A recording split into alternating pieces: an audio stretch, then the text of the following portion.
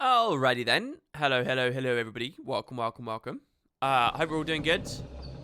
Oh god, that's really loud. Alrighty then. Oh god, and that's my voice. Welcome. Alright, there we go. We fixed that. So, I since I set up Launch Buddy the other day, I'm using the cinematic mode on Launch Buddy now. And I really want to wait to stream it to you all and show you, but basically, you hear this?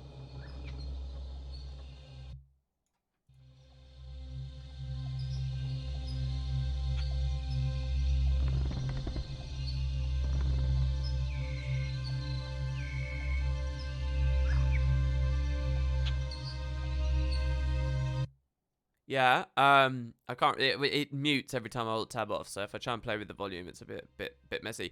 Anyway, that's a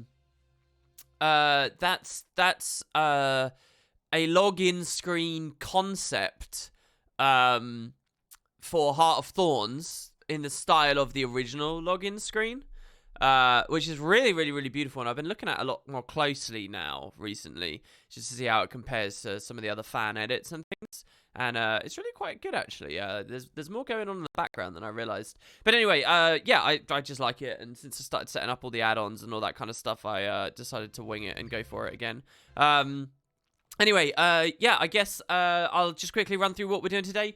We're going to be doing the Sun's Refuge stuff because it's been a while.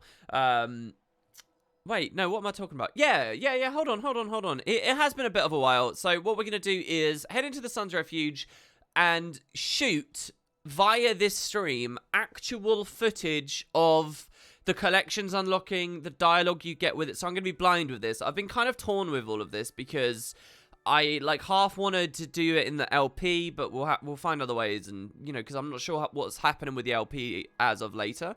I wanted to do the Straits of Devastation thing tonight as well, but I completely space. I'm going to be on the Tea Time podcast right after this stream today. So if you don't know what that is, it's basically for people from the community sit around and talk about various topics. It is a PVX pod, so they'll talk about any number of things. Depending on the guests that they have, though, the conversation can swing and lean too heavily in one area or another. As for the agenda of what we're talking about today, I really actually have no idea at all. Apparently, let me just read the message. It's a big speculation, I think, was the term. So I really have no idea.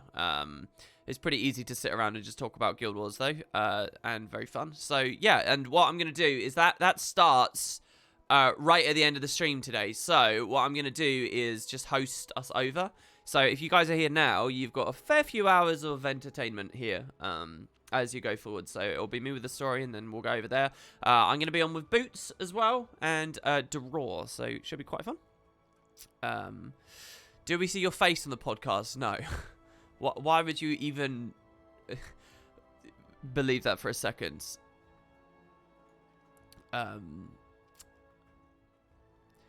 So yeah, that's about it, really. I think we'll get the achievements, or at least the unlock of the collections. You guys will have to hold my hand as we go through here and sort of help me to figure out what I might miss, because depending on the state of the refuge, it changes the dialogue a lot, and I just don't know to what degree. I know eventually we get another part of Palawa Joko's staff, but yeah, there'll be a lot here. The Evan and Ellen buttons are addable to novelties, but are hidden for now for some reason. What do you mean for now? I guess anything they think is limited availability, limited access, they will hide. They're really, I don't know why they're doing this. They really should think about just having a gizmo section. I know it's like more UI creep and more sections and more hotkeys and maybe it's a bad idea, but there really is a very distinct separate concept. Oh, I never put a tonic on my Ellie. Let's do a Halloween tonic because, you know, it's Halloween and that's obviously on theme. They really should probably do something else because at the end of the day, the Bobblehead Lab is not the same as... Wait, what was my hotkey for that? That's a held item. There you go. The bot on F2, this is. The Bobblehead Lab is not the same as like a selfless potion. I'm sorry, it's just not. They're completely different, really, things. Like, this is a gizmo, right? This is like an extra thing that will appear above your head. It shouldn't be mutually exclusive with my ability to have a bobblehead laboratory down. And putting a laboratory down shouldn't take my halo away, you know? And it's just the way that it's organized, I think, just doesn't quite fit. Do a full-on gizmo section. Put the PvP crowns and stuff, you know, the AT rewards. What is it this month? They may be limited, but they're not impossible to get, right? And then put the Black Lion things there as well. You've got enough different items there. There's at least 12 purely just from these. It's the Mad King, of course, today. So, I don't know. That's sort of how I feel there. So yeah, anyway, alright guys, so yes, the game here as well that I'd really like to do is I want to do a 200 gold giveaway today, but it's only going to work if I get a mod, so I'm just kind of looking through chat now to see if we've got one. No, I did ping them in Discord, so we'll have to have a look. Let's see. Oh, Mina responded. She kind of wants to give away an Overwatch key.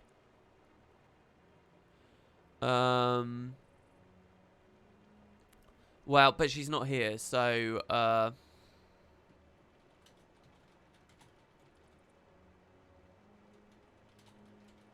so no mods here just yet, so we'll have to cross our fingers and see with this. If you were forced to do a face reveal, would you rather do it on if your channel was massively on the rise or on the decline? On the rise, obviously, like, what? Listen, the other side of that doesn't even exist. Like, what? My channel's massively on the decline. So what does that mean? What? I'm making a last ditch effort to get views. Listen. A little lesson about YouTube here, people. Individual videos don't mean anything. Even if I did a face reveal, right? And it got like 450,000 views, which it never would. I'm not important. That's irrelevant, right? But even if the video got like 500,000 views, even if the video got 1 million views, right? That doesn't save a declining channel. That doesn't reverse a sinking. It doesn't mean anything. It doesn't. I mean, it's so irrelevant. It's all about upload frequency and momentum. It's nothing else is important whatsoever. If people tune in for that and then still would continue not watching anything else, and I'm still getting, you know, nothing everywhere else, then, you know, that's not how it goes. The only way to reverse a sinking ship is consistency and new projects entirely that span months or years, you know. And it's not that I'm a sinking ship or anything right now, but it is kind of unfortunate that the last 3 big projects that I've wanted to do, like the LP, the audiobooks and stuff, none of them have really, the enthusiasms of them haven't been as shared by the community as by me personally. But it's okay. People don't like playing old games, and essentially a lot of that is themed around old game stuff. Or not even just old games, old books as well. Anyway, yeah, so there's never a situation where I would even have the mindset of face revealing because I'm losing views. I mean, that's just kind of strange. Anyway, we don't need to do another massive conversation about all of that. All right, I'm going to go intro, and I will see you all very soon, and then we'll get into the Sun's Refuge, and we'll have some fun. And hopefully we'll see a mod somewhere so that we can do this giveaway. Otherwise, I'm going to have to change the title of this stream. So we'll see. I like the LP too, Jericho. Thanks, man. Yeah, if you guys have got any questions as well, what's going to happen is I'm going to intro the stream, and then any questions people want answered, I will scroll through and read right here at the beginning. So if you've got any good ones, anything you want to talk about from recent stuff, now's your opportunity.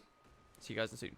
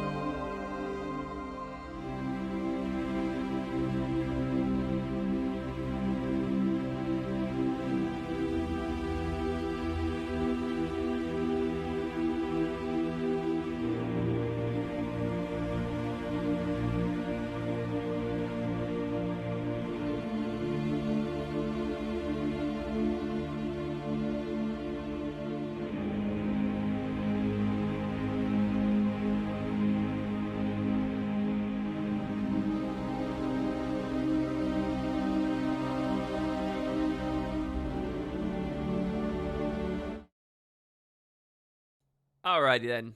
I'm back. Hello. Just tweeted and whatnot.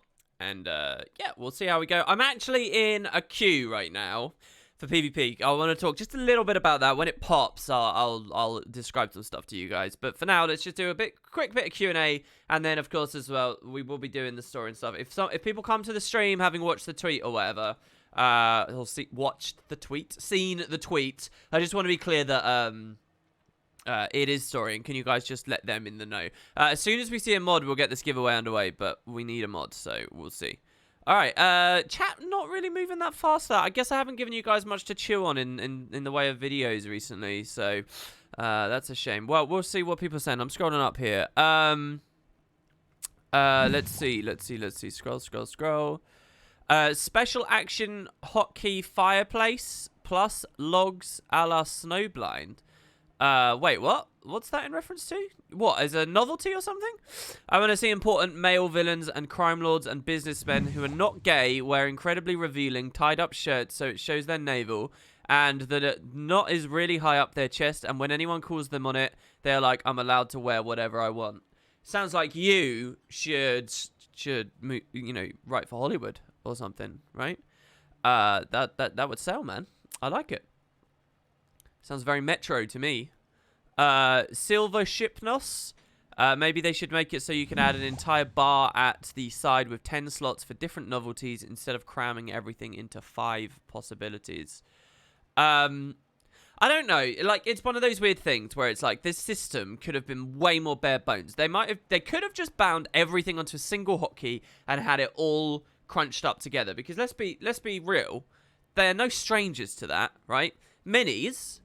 This is a mess, and always could have done with categorizing. And now that we've seen the demonstration in novelties, I'd like to see something happen here. We don't need achievements and stuff, but I mean, come on, like splitting them into whatever generation they are or method of acquisition. I don't know. It's just, it's crazy. They could have done this for novelties.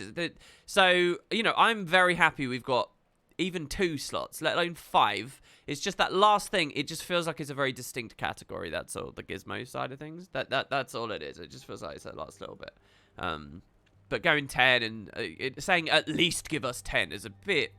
I don't think your wording is particularly clear there. Anyway, so while I was on the intro there, someone made me laugh very hard. Where is it? Let's see.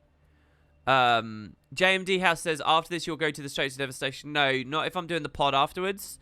I'll try and do the Straits of Devastation tomorrow. It feels like after every stream something is there that's like a roadblock for me at the moment.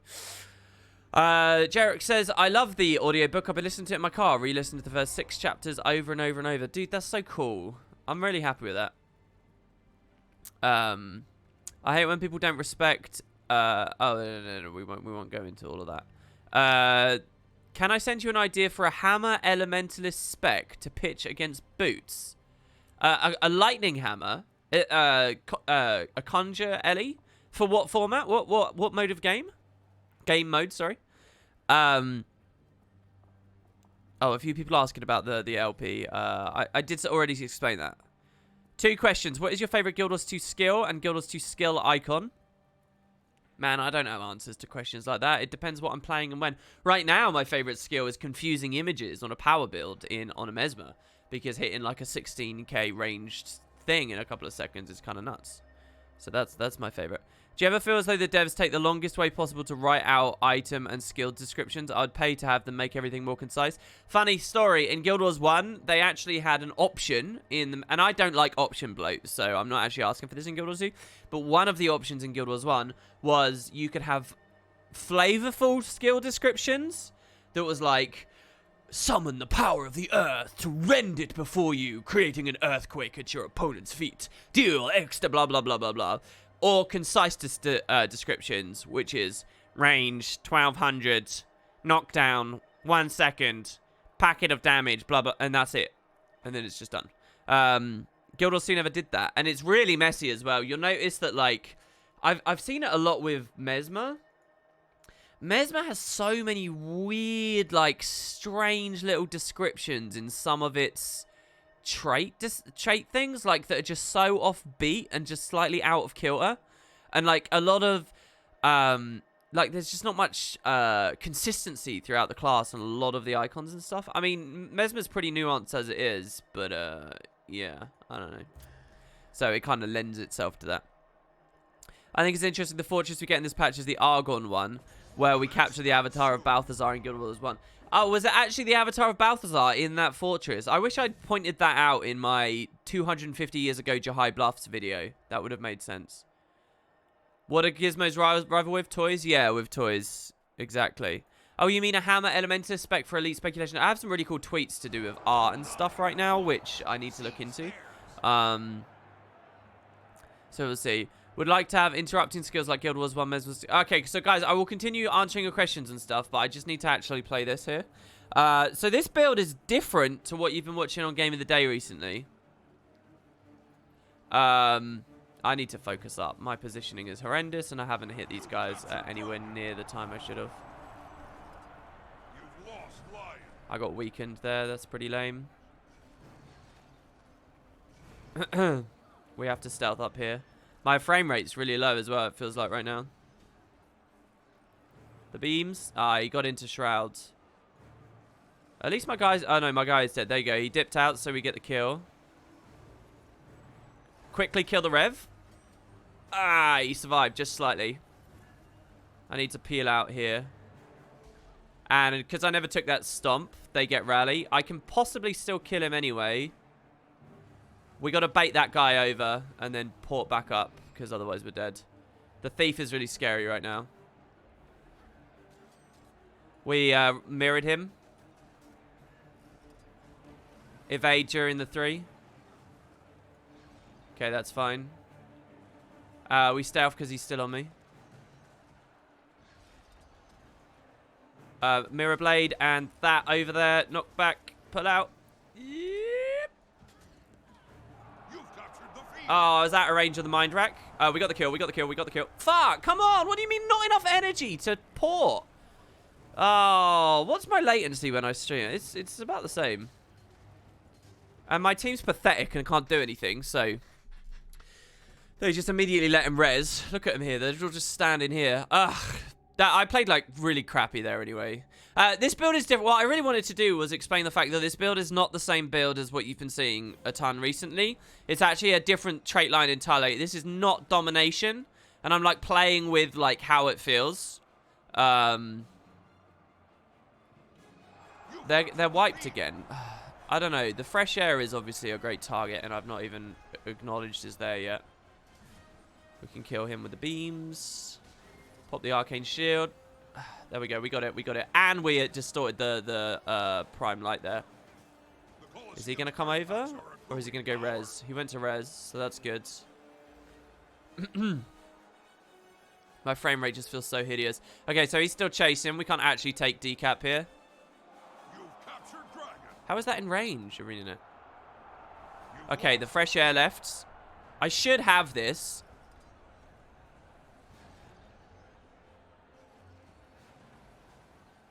We need to pull back because he's going to go deep. Good, he wasted Forge. The artifacts have reached maximum power. The problem right now is we need our generation, and that's the thing about this version of the build.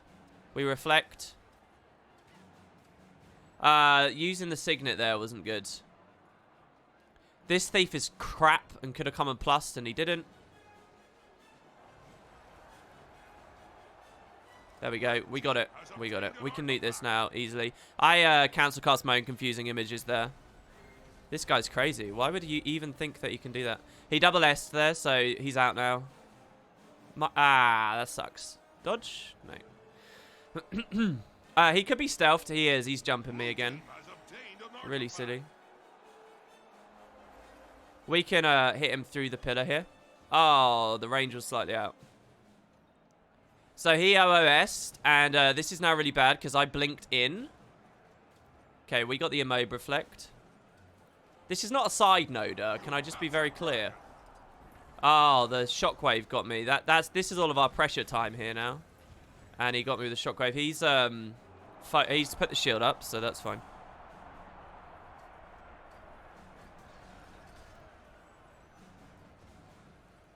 I can't do anything here. I've been vulnerable the entire time as well. I can kill him again. He's stealthed and pushing. No, he's not. The thing is, I'm too vulnerable to them getting... The only reason I'm still alive here is because my team is so bad they can't win anything else. That I should have had respawns on me. This entire thing's like a bad idea. Fucking... I can't get anyone off.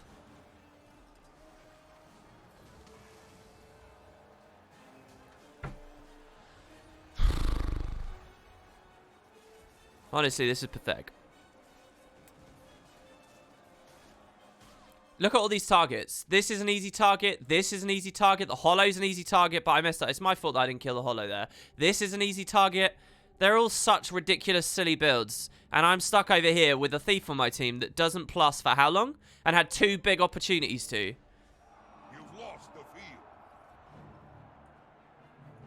field. We can kill this guy again now. That's good time in there. There's the second S.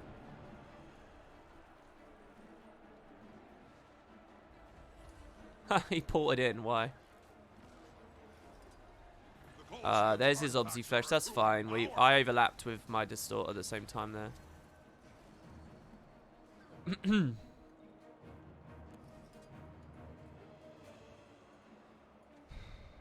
I don't know. I play a lot worse when I'm streaming. Oh, what the fuck?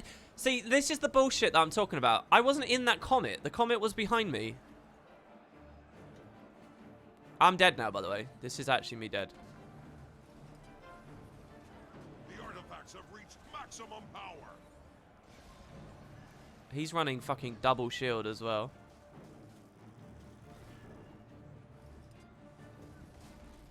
And I never got my thing. Oh my god! And none of them are coming to do anything. A fresh air Ellie is so easy to kill.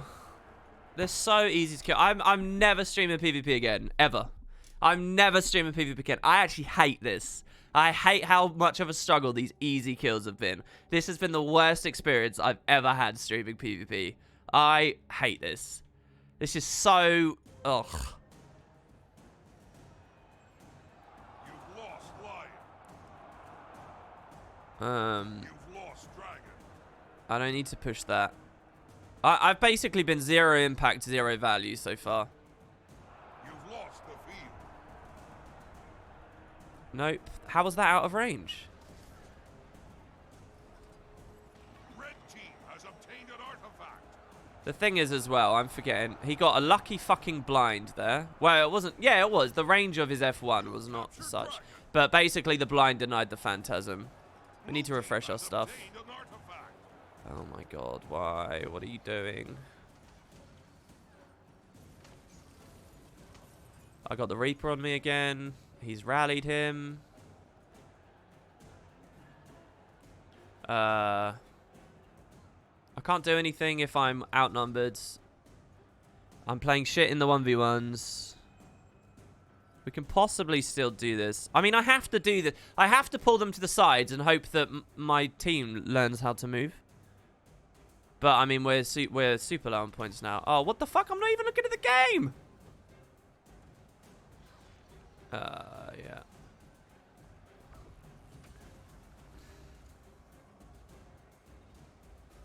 That guy doesn't even know how to watch for Distort. That's how bad he is.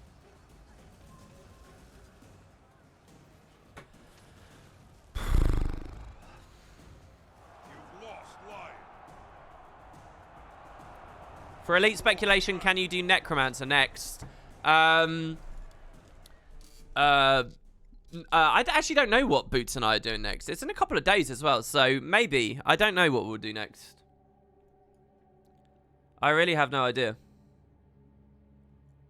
I think all I remember is Boots said no Mesmer, so we'll do no Mesmer.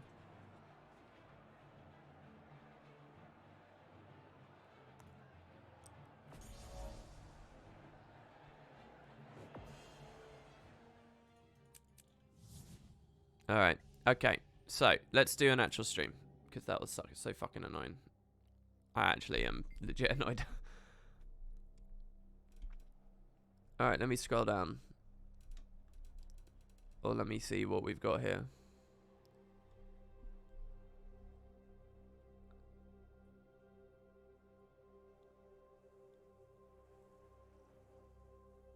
So Shatter up here says, like how all the POF skills and traits have completely bloated descriptions and different art style. Is that really a POF thing? I don't know whether that's true, that POF has completely bloated descriptions and a different art style. Is that fair? I'm not sure whether that's actually correct. At least I've certainly not noticed it. What elite specialization have you played a lot of that you feel like that's a thing? Actually, I'll tell you what. Yeah, Firebrand does. If we go on a Firebrand does have a thing with its tomes and stuff. So, but that's kind of an out. Why? Go away! I don't have anything. Ugh. We can't go to Sun's Refuge now. Yeah, I don't know. Firebrand definitely, but I always felt like that was a bit of an outlier, and the others not necessarily. That's not exactly true. So yeah, anyway, we'll slowly kill this guy, and then we'll figure out why we have nothing equipped on this character. Let's go back to the waypoint and hope that nothing attacks us instantly. The weirdest thing is when a trait says something like, crits have a chance to apply bleed, chance 100%. Yeah, that is a little bit strange, but you got to understand the reason why they do that is because later they might like to modify that a little bit more. Or it might...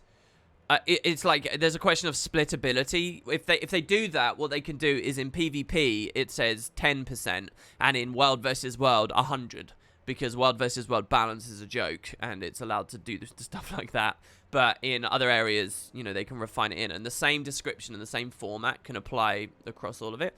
So that's kind of why they do that. That's not like a lack of professionalism thing. That's just that you're not thinking about the full game. Right? Why do I have nothing equipped? I have a Warhorn equipped. Why do I have a Warhorn equipped? I guess we can run Tempest today. Was I all shouts before? I remember being here and showing off some Tempest stuff in a video or doing something, but I don't exactly recall what or why. So yeah, I don't know. Are we still on air and running the air? No, we're not. What's going on? Bountiful power? This build is bad. Yeah, we can run fresh air. We can go all middle here. That's fine. Yeah, now let's just spam on some shouts and give ourselves lots of fury and swiftness as we run around. That's fine. I'll run the FGS for open world as well. And I'll run, I don't know, Arcane Shield. That seems good enough to me. And then we're on Zealots. So, let's turn this off. Actually, no, water's fine. I can leave water on just to support people a little bit while I run around. So this build is kind of like a sturdy-ish, reasonable hitter. When I say reasonable for open world, it's enough to get through the fights, but also support people around it. Okay, so, yeah, I don't know, but Firebrand's the only one. Let me scroll down. All right, let's see. Does WP have a mod for his mouse pointer? Because if that's a mod I need it, I always use my cursor. Yeah, go to YouTube, type Wooden Potatoes YOLO mouse in, and you will be enlightened as to how I got this cursor and how that works. I'm also running the mount wheel add-on and a few other things too. But yeah, it's a slightly higher contrasting. I think the issue is having to read a paragraph to understand that my skill does damage and an effect. Takes me back to word problems in math class.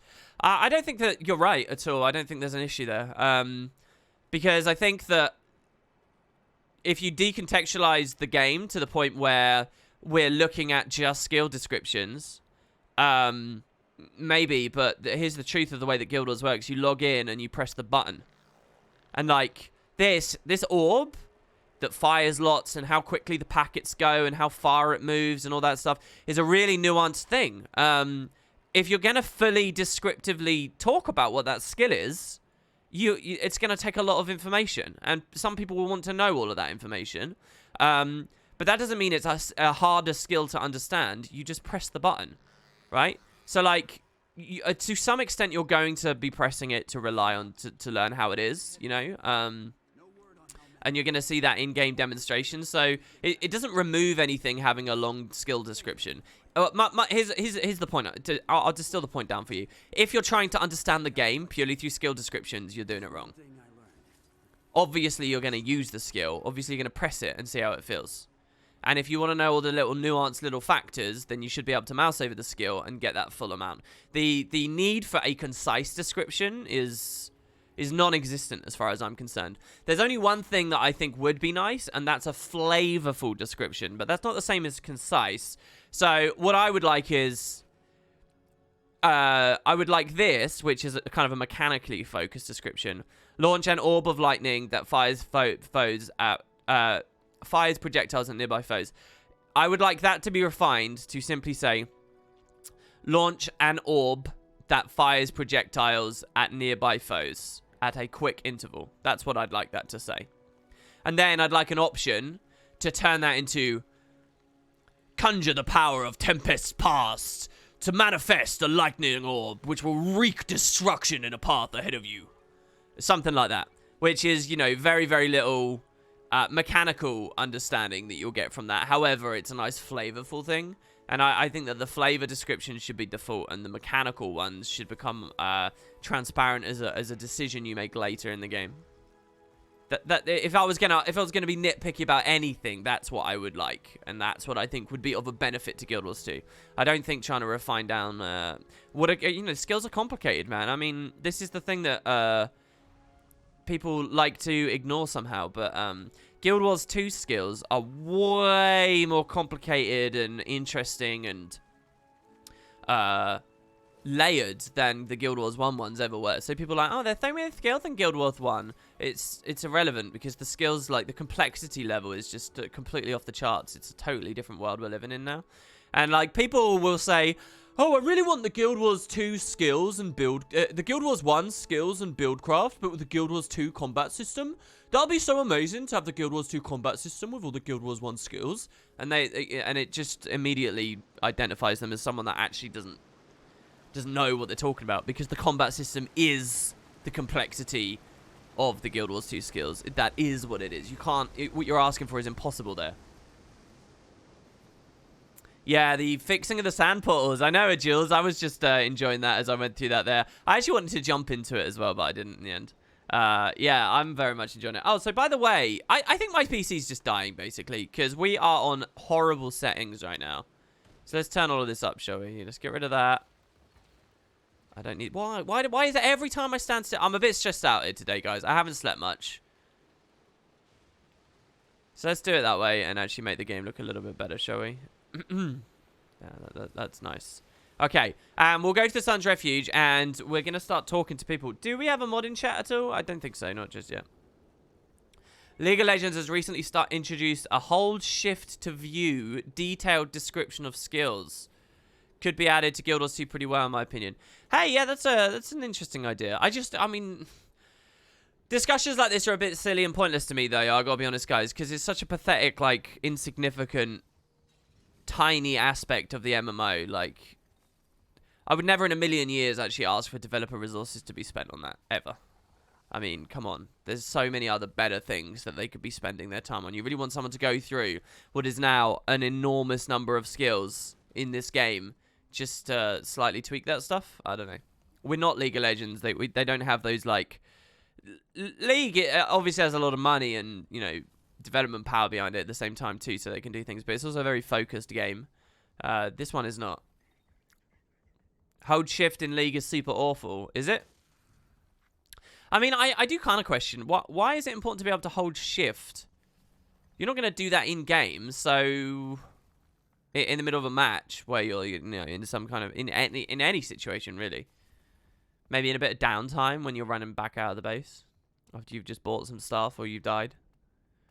But I don't know.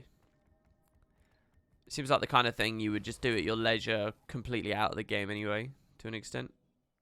Oh no, I guess to be fair, in League, your stats are scaling so much consistently over the thing, so you might want to, in the moment, see how one really specific little aspect of your skill has scaled based on the stuff you've bought or how fed you are. So I can see the value in that. Alright. So, Sun's Refuge. I have no idea what we're in for here. Because there could be... Oh, wait, what? This character's not even been here. Oh, this character's still on the Goric bit. Well, hold on. What happens if we go to the Sun Refuge on a character before they've actually done it? So, Liss is I do try to get Liz through all of the stories still. She's done, like, everything except maybe one of the episodes of this season. So I do like to get her through. So let's have a look here. Let's see what actually happens. If she comes here... This is before the Sun's Refuge should actually have unlocked for her. So what might happen here? We'll see. The idea is that at a quick view, you can see the quick numbers. But if you want, you can hold shift to get a detailed view. It just isn't currently implemented very well. Oh, it's just literally the mechanism behind proccing the new skill information. Welcome to Stay Hydrated bot version 5. Why are there five versions of that? Mod Plus can now type remote hydrate to toggle emote mode when sending hydration reminders. Also, your settings may now be changed from my chat while you're online. I don't remember ever putting that bot on my channel. It's probably account based from the achievements, right? Well, yeah, but then this is the thing that I want to look at in the lines break down in what is account based and what is not. So let's just see, shall we?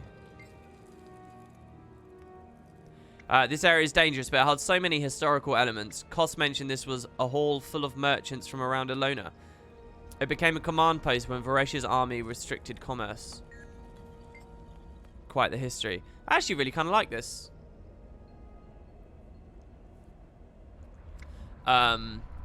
Information coming from Koss. It's kind of a shame that they don't talk about its pre-history as well. Like, a Guild Wars 2 player probably looks at this and thinks, wow, look at the war that was waged from it. Look at the strategy that was probably done. But they don't realize these buildings actually predate the Sun Spears being here. I wonder if there's any reference to this having originally been a temple to Melandri. I mean, it was a Melandri temple, and now it's got Cormyr's magic here. It's like the devs quite deliberately sideswerved the obvious opportunity to have some Melandri influence in the area and stick with Cormyr instead. I wonder why they might have done that. Like, Melandri is becoming increasingly interesting as a character that just has got so little relevance to the story. We read that on a previous stream, so I won't. I guess all of this dialogue's the same. I wonder what else we might like to do. Let's go into the center and see what everybody has to say. Maybe we'll proc the collections anyway. You want to unlock the Pact Excavation for that. Wait, what? Don't tell WP in all caps. Oh, fuck, we shouldn't spoil anything.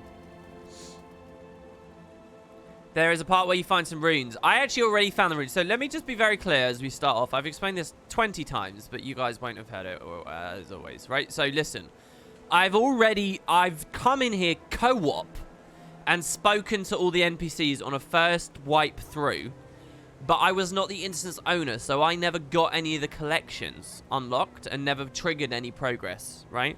So I've already done one like full set where I've listened to as much ambient dialogue as possible, and I've read every bit of dialogue that is in the initial sweep. I've also...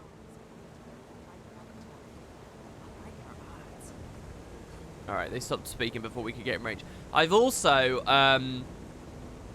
seen some runes up here, but I never got all of them, and I don't quite know what the point of all of them was. Like, I've done the diving goggles. I've realized, by the way, I'm going to get interrupted by ambient dialogue a billion times here, so what I'm going to do on this stream is hold my options here, and we'll toggle that slider very, very frequently and as much as we possibly can. Okay. So, this is kind of just, I'm going to regurgitate a lot of the dialogue and give it to you guys. I mean, so we're not actually blind yet, but what I want to know is when I speak to, like, do any of them have icons above their heads right now? What does Bram say if at this point in the story I've not actually... I don't know. I'm going to go on my Reaper here, who's actually finished the story, because this doesn't seem to have changed anyway. So I'm going to go on my Reaper and we'll play it that way.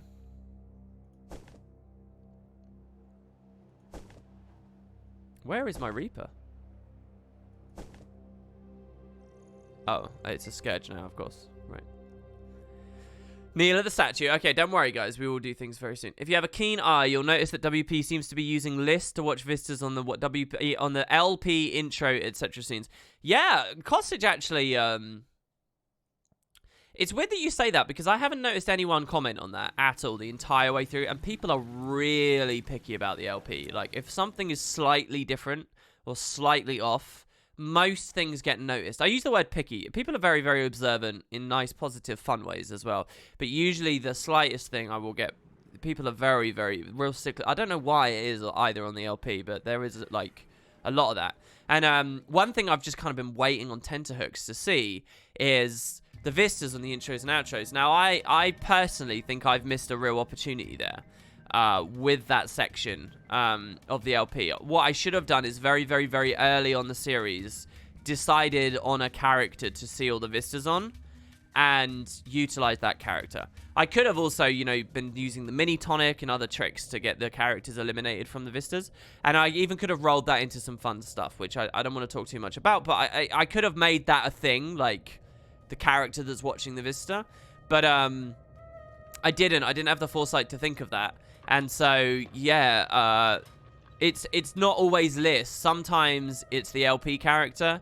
Sometimes it's another off-screen LP character. Sometimes it's just a random character on my account. Like the Necro, this character literally has been on the LP watching those vistas. And you see them. And some of the rest of the time it's Liz. I've kind of settled onto Liz now. But that inconsistency frustrates me and I don't really like. And I've just been waiting for someone to say, oh, why are you being inconsistent about this? And I know that might sound weird, but people really do comment on very, very little things like that when it comes to the LP. So, I don't know. I haven't seen anyone say it, though. And I know you're not being picky or whatever when you pointed it out there. You seem to actually like it. But, yeah, that frustrates me too. I should... So, quite often, if I can, I'll redo a Vista to obstruct the line of sight on the character so that the camera, as it moves through the Vista, I'm in frame for as little as possible. The reason I'm on Liz is because Liz is the minimum... It's not actually minimum size, but Liz is a very small Asura in quite tight clothes. I think she's often in the minstrel stuff, so she's small in the frame, as small as I can reasonably go. That's vague. Where he's been, what he's done, what Milani was like. Is it really true about the Corsairs? What it was like fighting alongside the hero of Nightfall. Can he teach me to fight in the sunlight as well as the shadows? Is he proud of me? Am I brave enough? Does he think I've honored the family name? I get the picture. You really are gonna ask him everything. Listening to behind the scenes LP stuff is fascinating. I always wondered why I couldn't see how you were hiding during... You always wondered why you couldn't see how I was hiding during the vistas. Well, I also try to favor vistas that just don't feature me prominently. So quite often when there is a vista... If it's like some massive close-up of my character's arse, it doesn't appear in the LP. To myself, Farron, what would a hero do? Was it painful? Excruciatingly so. But I'd perform that noble act 1,000 times if it meant keeping my friends safe. The problem is, there's so much... Besides, I got more than a few licks in myself. Those brutes will rue the day they crossed Farron, Master of Swords. Really? That's not what I heard. Why? What have you heard? The problem with being selective about the vistas I go with, which was easy in the early game, is that it's all funneled now into ore. I literally have ore and Frostgorge, and Frostgorge we very, very rarely get. Sorry, not Bitterfrost, Frostgorge. And there's so much content here. I'm actually like... I can't be picky with vistas. I haven't been allowed to be picky with vistas ever since the Timberline Sparkfire Mount Maelstrom combo. I kind of have to use them all. I'm pretty sure every single vista you've seen in the game has been utilized. I think even every single Fireheart vista has been shown.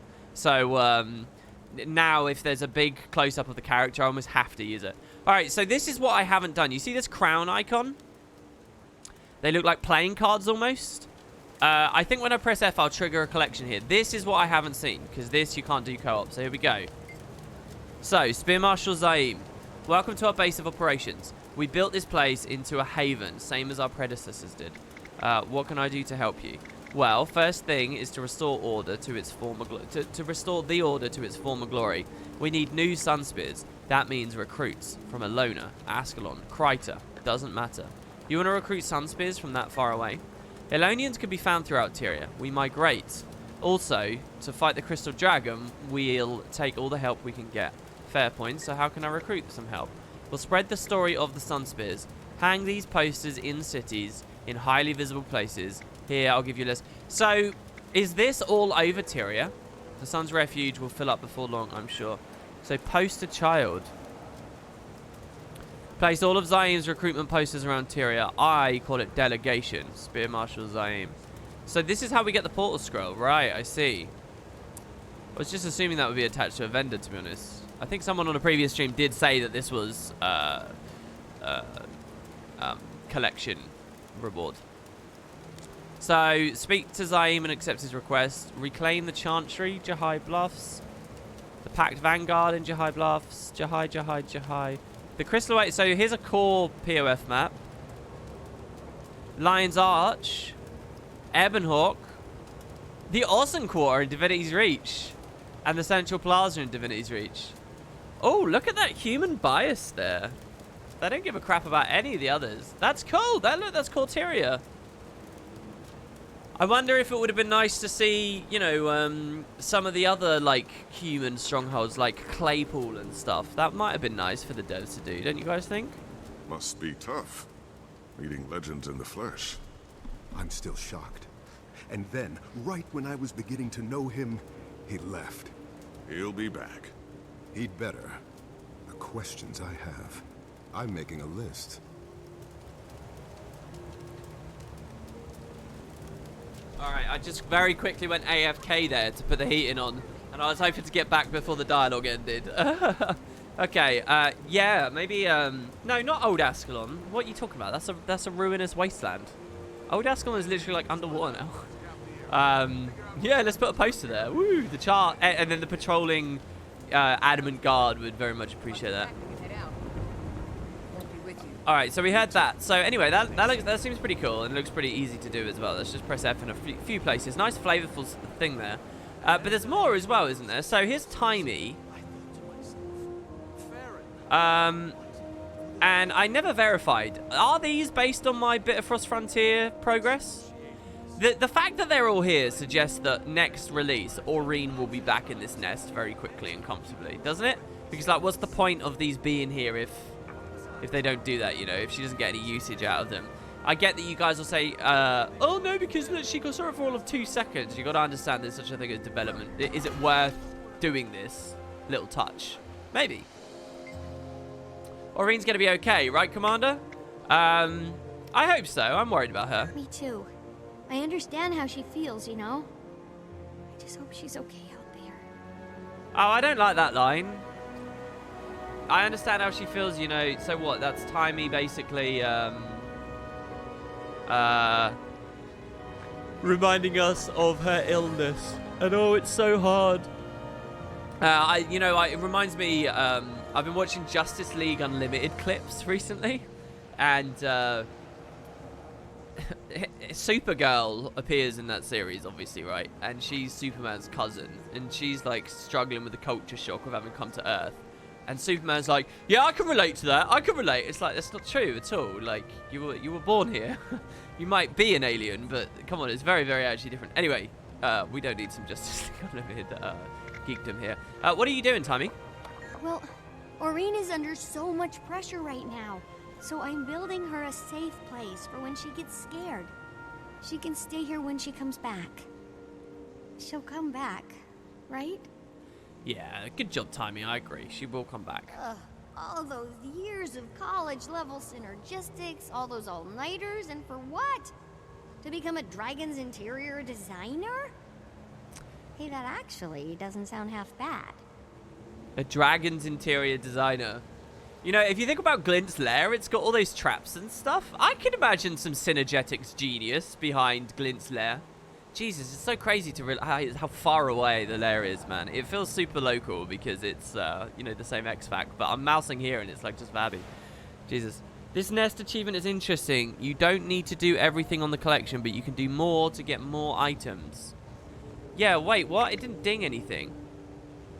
Oh, here. So now I get another option. That was weird. So it unlocked this. No, is there anything I can do?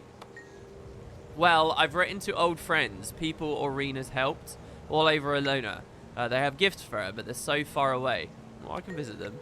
That's great. I'll remind Aurene of how much she's loved when she sees everything, when she's back. You know, come on. Fuck off. Oh, we need to convince the dragon that it's loved and nurtured and cared for, otherwise it might not come back. Please, write a cool story about a dragon. Well, we're actually going down that line, are we? That this is an insecure, sad little dragon that's scared because it might not have our approval. Fuck off. It's scared because it's just seen its death a million times. It's a dragon. Write about a dragon. Come on. What? Why would I want a story about that? It's a very minor thing. I'm hamming it up. It's a very minor thing. The inscription on this is cool. So this is just like at the Hall of Monuments. The inscription on this lid is scratched and worn. It reads, Jinlai, you're today. This chest seems to no longer serve a purpose. So the Jinlai you're today is a reference to if you had a new Guild Wars 1 account. So this was a very rare thing to see. But if you had a new Guild Wars 1 account and you try... no, not a new account. Sorry, this was back during the days of good game design. A new character, all right? When you went to your bank for the first time on a new character, you would click it and it would say, we are the Junlai Storage Guild. This is good for storage. See your nearest Junlai agent to pick up some storage space today. That's basically what it would say. I've just waffled my way through it. And that's what they're referencing there. Junlai, you're today. You actually looked that up on Guild Wars 1 Wiki. That's awesome, Big Mag. I don't remember what the Hall of Monuments Eye of the North version of that is, but there's also interactable Junlai chests there. Interestingly, the devs very rarely actually put these here. You know, they're very, very good at, like, putting res shrines all over the maps, and they're very good at, what other, like, mechanical things reappear from Guild Wars 1 over and over and over again. I had another one in my mind just a second ago. But there's a lot of those that do appear, but then there are billions of Junlai chests everywhere as well, but they very rarely actually show those. I guess that's fine. I mean, I don't really mind. You know, you can argue about the deterioration rate of a chest and whatnot. But I think also, even if we didn't do that, just from like a world's believability thing, the idea of showing all those chests, it was always straining credulity that the Junlai guild could get their chests in so many locations and was so expansive, but also interacted with the story so little at the same time. I mean, they had like storage chests in the realm of torment, for Christ's sake. It's kind of okay to only do a nod to them every now and then. Scholar Boki. Interestingly, this wing doesn't have a brazier like the others. Just a pile of rubble. If we could contact a crew to dig this up, who knows what we'd find. So, where are we in the Sun's Refuge right now? I don't really know. I don't remember what this might be the equivalent of in Guild Wars 1. So there would be one under that rubble with there. Look at this pack Doliac. Look how cool that thing is. I mean, this I cannot express to you guys. I guess I have to do it to some extent because you've not really seen much Sun's Refuge content from me. I have to express to you how much I love this instance. How much little detail in terms of every little ambient critter and the griffins and the little mini rune puzzles and stuff and the patrols for all the different enemy allies. The just sheer variety of people you can... It is ridiculous how much stuff there is here. I'm only glossing the surface here, really. Greetings, Commander. The Priory sends their regards. And me. I'm here to document the region's artifacts. Artifacts? We're in Jahai! That means we're neck deep in history. Haven't you read The Rise and Fall of Palawajoko? Or The Romance of Churai? The Romance of Churai? Let's skip that question. How can I help? No, I want to talk about the Romance of Churai. The state of general education is reprehensible. However, I could use a good pair of hands. History requires some muscle, you know. What should I do? Bring me ancient things, antiquities, objects that sell the story of this area. Knowledge is its own reward, but there will be better rewards as well. I like how they have to say that. There's more than just lore, I promise. We know it's not enough just to get story. You need to be getting loot because you're an MMO player. Okay, we get 5 Mistonium and the title Archaeologist. Oh, Great Zatuka's Horn. This isn't the Great Zatuka's Horn, but every hunter winds up with more horns than she can use. Why does that say she? Is this a woman that's doing this with us? Is it a she because my player character is a she? The Great Zatuka wasn't a woman either. But that's cool. So if you guys don't know, in the original game, there were green items that had a very rare chance of spawning on specific maps and places. And they were all to do with this character called the Great Zatuka, who you met in a side quest at the start of Nightfall. And he was like a braggart. And then he just disappeared and you realize, oh god, he's probably been mauled somewhere, or you keep finding evidence of him. And his horn was one of the things. Ancient corn and coins. Oh, didn't I call that an ancient corn and coin would be a thing in this release? Didn't I do that? We didn't do the Nightfall stream. When did I do that? Why did I do that? I think in one of the Nightfall streams. Didn't I make that call? Anyway, the finer details have been worn away. This was already been an exotic thing anyway, hasn't it? Isn't this already loot you can get in the X-Pack? Anyway, the finer details have been worn away from centuries in the sand. Hint, I wonder if anyone tossed them into the water for good luck. The Hecate stone axe, a relic from a time when Hecate were common throughout Connor. This is awesome. I love that. Some acknowledgement of the fact that the Hecate have receded and that there's not so many. That's brilliant. I love that now. Scrolls say Hecate used to live east of here. I guess that's from where we picked the axe up, right? Hold on, or are they suggesting that there's like major Hecate territory to the east of Alona? In which case, that's also really exciting. The Argon Locket, a tarnished silver locket containing an exquisite miniature family portrait. At least, it was exquisite before it was defaced. Hint, I've heard this man had an entire garrison named after him. The Natuka feathers, neither moa nor griffin.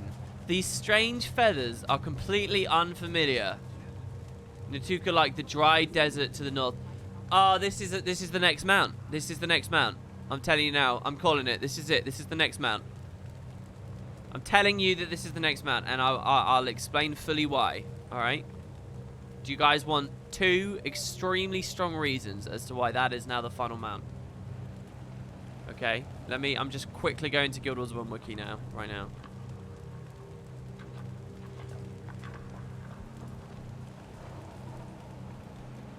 Let me see here.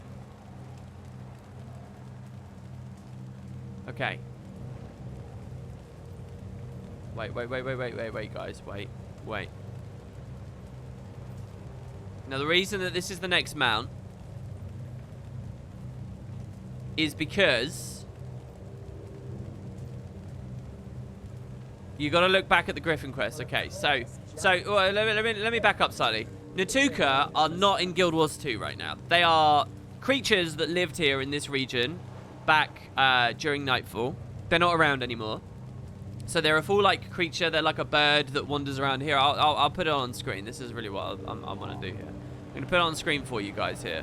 All right? They look really creepy and scary and just a bit messed up, to be honest. But let's see. So, browse. Let's get you on. All right. Look at that bad boy. Look at him. Oh, beautiful. Okay. That is your next mount. He looks gorgeous, doesn't he? Now, they can update the design a little bit. But listen, you got to look back at when we got the Griffin, right? The Griffin, you beat POF, and then what happens? You get mysterious feathers, okay? You get strange stuff. And apparently, as well, in this patch as well, up at the Natuka Pond. Where was the Natuka Pond? Maybe that was previous patch. There's a mysterious egg as well, all right? So look, they are nodding back to it. Why reference a mythical creature that you have no intention of actually adding to your game? That's just going to prompt Reddit threads where people start asking for more types of enemies. And you don't have the budget to add 1 million new types of enemies every Living World release. So let's just ignore they exist, all right? But they didn't do that. They didn't ignore that they existed. They added reference to it. Look at this. Strange feathers. Completely unfamiliar. It's to make you think, And look at that. Hint. Natuka liked the dry desert to the north. Well, that's just going to be about how we get there, isn't it? But look, next release, guys. It's going to be up here, and we're going to... All right. Okay, maybe not the most convincing thing in the world. I like what they're doing with the user interface here. That's kind of cool. Anyway, Natuka. And what would a Natuka do? It's like... I don't know, actually. I don't know. I really don't know. I should really start thinking about that a bit better. Right now, the only thing I can off the cuff think about for a new mount is like a spider that climbs around on the walls and stuff. Oh, flag! Flag! Oh, and Farron is here as well. Oh my god, we've got mods now. Do you guys want to do the giveaway? If you want to do the giveaway, how long into the stream is it? Unfortunately, it's been a while, hasn't it? Since I did that PvP game. Time always flies. Yeah, we're already an hour in. We can do it, though, so that this isn't false advertising. You've been here for a while. Oh, rip. Right, so, yeah, can we do... in Discord, I mentioned the specifics. If you guys are happy with that, I'll just see if any of you confirm that you're happy with that. I will, I'll tell everyone in chat how it goes. Just send me a message in the Twitch mod thing on Discord. I think I heard ArenaNet say they have no plans to use Sun's Refuge in future releases. Oh, did they really say that? I remember some kind of quote, but it wasn't a major one, if I remember rightly. Cool boy joke. So I had a few subs here as well, so thanks very much, Safu. Sounds good. Just any kind of chat thing. It can don't do a keyword. Just say type in chat. Just have it as a thing for people to type in chat. Fair enough. Not a keyword because I don't like blitz in chat very much. No spider, as we made it extinct when we claimed the refuge. We could use the legs. No. Look, that's the thing. Gorick will be the architect of all new mounts. He's gonna grow us a beetle, and then he's gonna grow us an extinct spider because he's sad we killed him. And then he's gonna have a big falling out with Bram, and we're gonna have to decide: are we Bram bros or Gorick gals? All right, that's what we have to decide. That's the big clincher for episode 6, and it's gonna be the main drama in the group. Okay, all right. Guys, the reason I said type in chat is because I didn't want literally the quality of chat to be destroyed by people spamming completely non-valuable stuff. So it's not a keyword giveaway. Listen, guys, if you want in on the giveaway, here's how it goes. I'm going to give away 200 gold to you today. One of you is going to win 200 gold. But to qualify for the giveaway, you have to contribute something using Twitch chat, okay? At some point over the stream. If your entire thing is just to say type in chat, then I would seriously ask, put some effort in.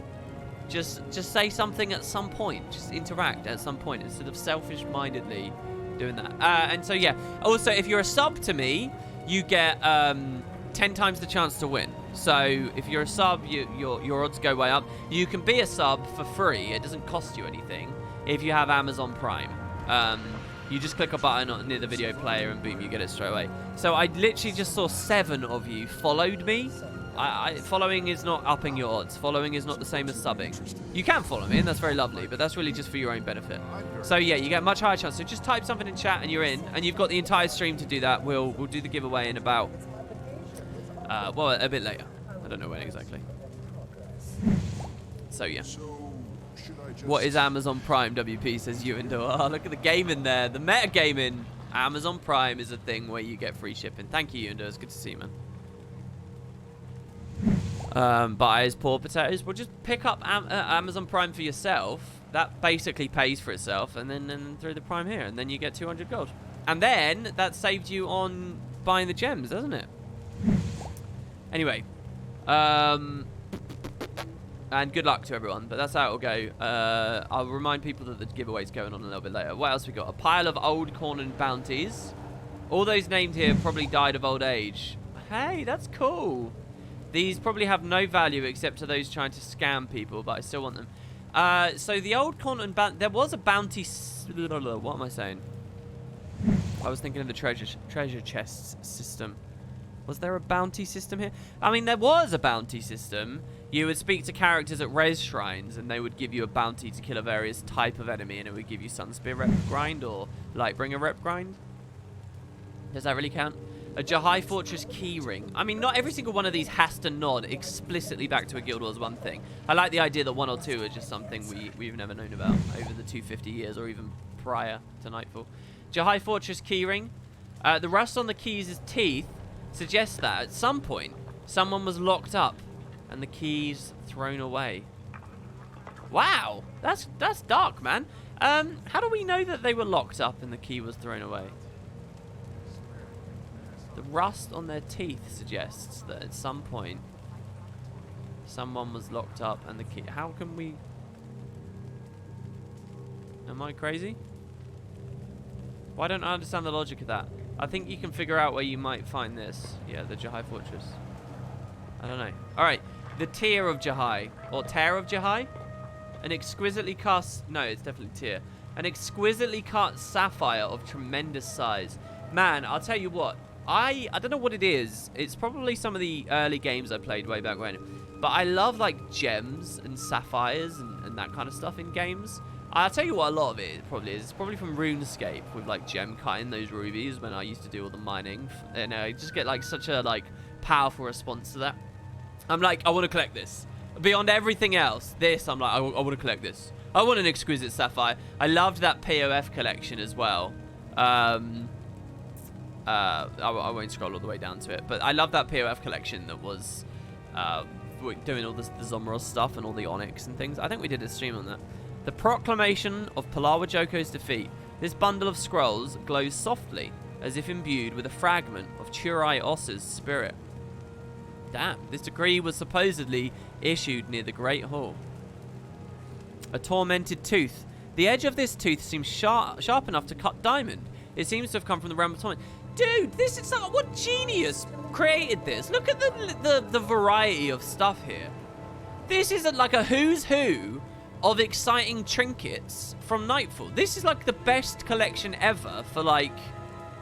I mean, I would love all these items. This is awesome. Look, they got every little thing as history is swept through here as we understand it. A tattered centaur cloth. It's unclear how old this cloth could be. Look, they got the centaurs in there. Oh, I can't believe the tree is there. So that's the ancestor tree. A scroll of passage. Whatever power this scroll had is now gone. Near its bottom is an inscription in antique script. No refunds. Con. This scroll trade route went straight from Jahai to Gandhara. Search along that path, maybe. So I'm not sure what this one's referencing. Con, I recognize the name as an NPC. I just don't recognize who he was or what he was. Possibly some outpost NPC or vendor of scrolls, a rare scroll trader maybe or something. I don't know. An Orient spellbook. Oh, of course, because the thing. This compendium of Orient sorcery has somehow become a piece of Jahai's history.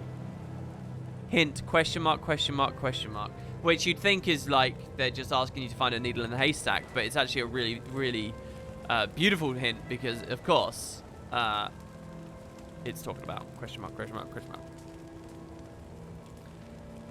Or is it? Because you'd think it would be the displaced towers. I don't know. Anyway, you're going to look over there, aren't you? Can we actually read that? Now that we've triggered the collection, can we actually go? Bruh, ignoring my donation. How dare you, winky face. There's nothing less classy than donating and then following up with that, Jericho. Listen, when I'm trying to do a stream, I'm trying to entertain people and I'm trying to focus on the game, which means that I don't see what you see. I don't see notifications coming up on the screen like you do, all right? It's not the center of my world. I occasionally go back and look at the overlay and what's happened. But it does mean that you might have a 4-minute period where I don't see a donation, I'm afraid. I am very sorry about that. I do really appreciate it. So yeah, I see it there now, Jericho. Thank you very much for the £4. And you said, yeah, and you're asking a question with it as well. If you had to choose one mount out of every fantasy creature, what would you pick? Any fantasy creature at all, you know, even non-Tyrion. Well, I would pick a unicorn. Hopefully like a rainbow one as well. If it can't be entirely rainbow, at least a rainbow tail, I think would be nice. And what I'd want it to do is, and some of you are going to think this goes against lore, but there have been a lot of these in the game. I would want it to be able to fly. If anything, I make the argument that a flying unicorn is more true to Guild Wars just because of the Dreamer. So yeah, that's probably what I'd go for, just so that I can... No, I think in truth, I don't know, I find it very hard to do anything at all. It depends what I'm going for. Do I want a really big, badass, beautiful beastie? Do I want something like cuter, a little bit more refined? What's the roster missing right now? I'll tell you what the roster's missing. Let me ask you guys that in chat first. What do you think the roster is missing in terms of creature themes? We got a raptor, so this is like the cool guy, the cool factor. All right, super cool. You got the Springer, who's like cute and, you know, cuddly. You got the Skimmer, who's like quite alien and abstract, right? You got the Jackal, who's also got a lot of the cool factor going on with him as well. These skins are hideous. You got the Beetle, who's a little bit cute and a little bit cool, I think. And then you got the Griffin, that's like majestic and, you know, what's the word? There's a really gorgeous word to describe what the Griffin is. Anyway, so you got these covered. What are we missing? Now, I haven't looked at chat just yet. My answer to this is there needs to be something creepy. We're missing a creepy mount. And it just leads me back to that spider idea. We need like a really like leggy kind of... I want something that makes people shiver. I want like an edgy kind of thing. That's what I think we're missing. Yeah, there you go. Mjolnir says edgelord mount. A snake mount. Oh my god, a snake mount? Okay, I like it. I like it. But here, listen. The snake, we don't like straddle. It's not a very big snake, and you have to surf on it. All right? I don't care what you say right now. That's how we do it. And it's not just one snake. It's actually 2 snakes. It's twin snakes. And you're surfing on them, one on each foot. So it's kind of like you're rollerblading around. All right? And there you go. That's the next one. Basically, I miss playing Jet Set Radio and Jet Set Radio Future, so I want my MMO to offer that experience. A Hydra mount, where 3 people ride one. I do think that multiplayer mounts are a really good idea. Guys, we've completely gone off topic here. Alright, anyway, that's a cool-ass achievement. Hello, Braham. Hello, Braham. Hey, Commander. Are you okay? Timey's news. I mean, you two were friends, right? More than I was ever friends with her. I guess I'm not okay. It's not fair what's happening to her. I wish I could do something. She should feel like we're here because we care about her, not because she's depending on us.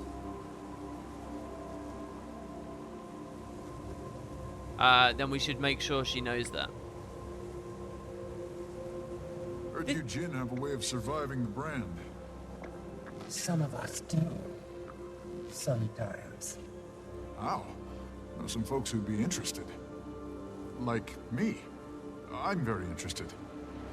My research into the arcane realms of Jinn magic and its applications is ongoing. I will apprise you of any progress. So, should I just wait here? This is a really nice observation. I think that really cuts into the heart of a lot of issues that people can face socially when these kinds of things come up in our lives. But it feels really premature to me. Why would she have that impression? She just told us 5 seconds ago. Or maybe the idea now is it's been like weeks and it works, I guess. So people are talking about the walking tortoise mounts, 10-man mounts and stuff.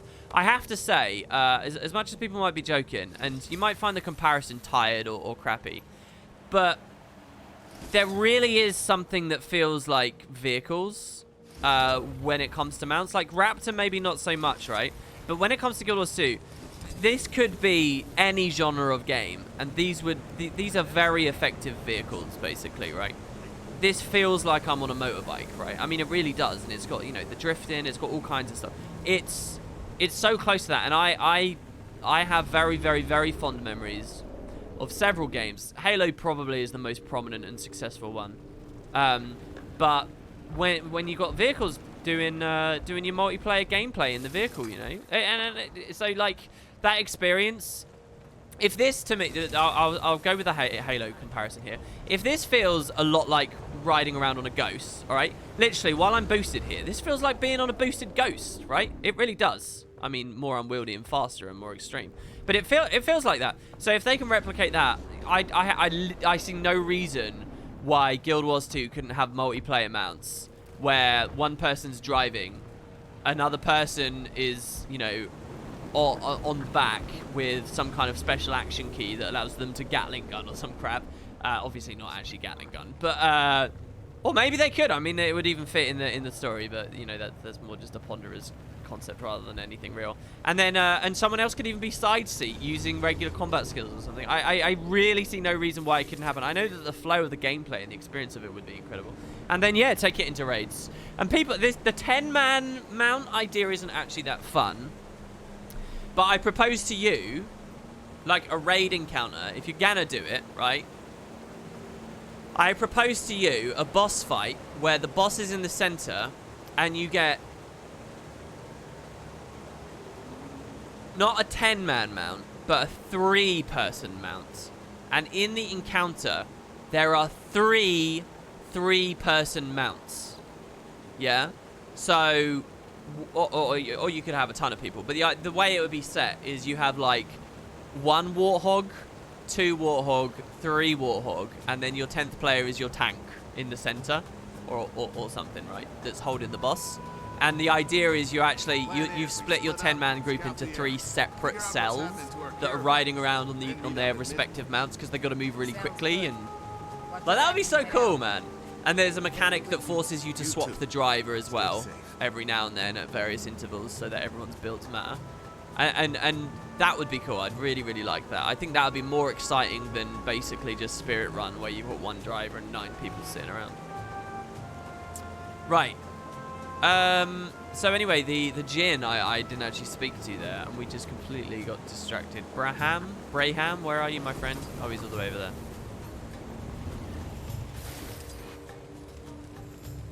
A car chase scene with a Gatling gun confirmed for next expansion. Should I just wait here?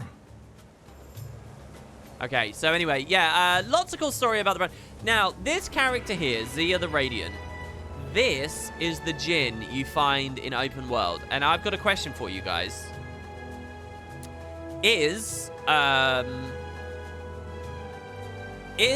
Djinn's appearance here contingent on me having beaten that meta event on my account already?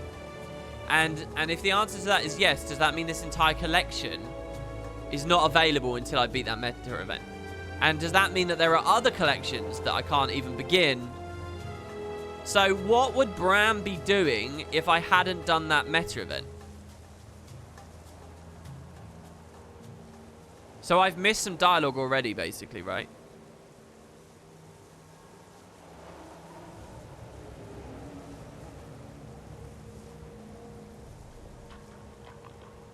I'm not sure if the event has to succeed. You might be able to invite them even if it fails. Well, the dialogue suggesting this comes back doesn't do anything unless it succeeds. For me, Bram hangs out near the Asura that is digging near the ruins. There's a few split dialogues with Zia too if you get her before unlocking the other collections, like the armor one. Interesting. So just for everyone in chat, by the way, we are doing a 200 gold giveaway. All you have to do to qualify for it is just use chat. Just type something and you're in. What makes our magic impervious to the brand? Why did Vemian's magic fail? I must find the answer. These are some really exciting questions here. By the way, another thing about the giveaway, when we roll for it, you have to be here to win it. So if you're AFK when we roll for the gold amount, you won't win. We'll re-roll. So yeah. All right. Okay. So let's move on in. I'm here to make good on my promise, Outlander. You helped me find Vemian, and now I'll help you. I know what he meant to you. We spent centuries despising each other. Now I don't know what I'll do without him. However, Vemian cared about mortals. I will carry that caring on for him. So I really like the idea of what the devs did here. How you got out of that bottle. But it feels somewhat hampered by the fact that I just said I know what Vemian meant to you. Now I'm lucky enough to have seen the beginning dialogue and seen the whole trigger of this, and I know the whole story because I was there. But if I was a random player that literally comes to the Yetendi village and sees there's an event nearby and I just go and contribute, this is going to all be completely over my head. That's one of the limitations of dynamic events. That is another reason why I do believe that in my heart of hearts, the perfect MMO needs to have majority dynamic event focus, but there needs to be some kind of traditional questing set up somehow, some kind of log, something, because you miss out on the crucial opening to all of this. Anyway, we spent centuries despising each other. Now I don't know what I'll do without him. Dying and leaving me like that. It'll be ages before I find another suitable nemesis. I'll be your nemesis if you like. The Jin friggin' face is so scary. We Jin can shield ourselves from the brand. It's not perfect. I still don't understand what happened to Vemian, but I want to give others that power as well. It's really important as well. It's a beautiful thing that the devs are doing here to demonstrate that the Jin are not all powerful in resisting the Elder Dragons. That the story isn't. What this does is this curtails a lot of unnecessary hype and over-inflation about the Jin that the devs aren't prepared to go into. You know. Can I help? I believe the key lies in corrupted sand, and I'll need your help to gather it. Jin have turned these sands to their own purposes before, creating jackals, for example. Ooh, okay, that's a nice little touch there as well. How do I find this sand for you? Vemian. To think our rivalry would end that way. You had a soft spot for the weak. Well, I'll be softer. I'll protect everyone you couldn't. Eat that, you old fireball. How do I find the sand for you? Here's a compass. Well, I'm not going to accept this because I'm in the refuge, as an instance.